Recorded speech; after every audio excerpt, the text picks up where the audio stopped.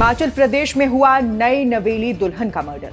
2 महीने पहले हुई थी दूसरी शादी। शादी के बाद दुल्हन को लगा पति की सीक्रेट बीमारी का पता, बच्चा पैदा करने में असमर्थ था। फिर शुरू हुआ लड़ाई झगड़े का दौर और जिंदगी का अंत हुआ कैंची और चाकू के बाद। ऐसी खबर सामने आई है जिसने शादी, भरोसे और शादी के 2 महीने बाद ही नई दुल्हन को उसके पति ने मौत के घाट उतार दिया और ससुरालियों ने अपने बेटे को बचाने के लिए बहू की आंच से पर्दा हटा तो सभी की आंखें फटी की फटी। 2 महीने के अंदर ही ऐसा क्या हुआ जिसने एक नए रिश्ते, नई जिंदगी को तबाह कर दिया।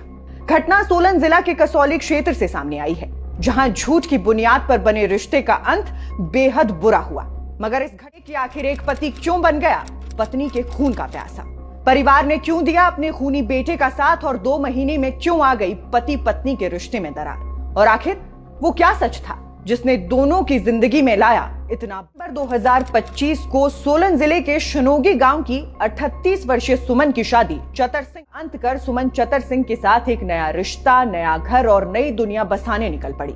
पर यह रिश्ता 2 महीने भी के चतर सिंह की ये पहली शादी थी और सुमन को शादी के बाद ही पता चला कि चतर सिंह को निजी सुमन के पैरों तले जमीन खिसक गई। सुमन इस विश्वासघात को नहीं सह सकी और पति के साथ उसके मन मुटाव बढ़ी को सुमन अपने पति और ससुर के साथ वापस अपने ससुराल चली जाती है।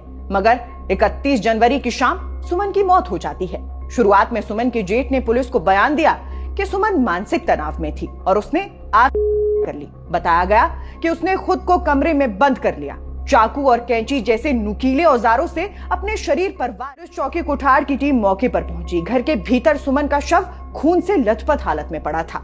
उसके गले और शरीर पर तेज धार हथियार से किए गए कई गहरे घाव पाए गए। घटनास्थल से एक चाकू और एक कैंची भी बरामद। पूजा, जो शामती की रहने वाली हैं, उन्होंने पुलिस को बताया कि परिवार को मोबाइल फोन से झगड़े की सूचना दी गई थी, जिसके बाद वो मौके पर पहुंचे और सुमन को मृत अवस्था। शाम संदेह के आधार पर आरोपी पति चतर सिंह को गिरफ्तार कर लिया गया।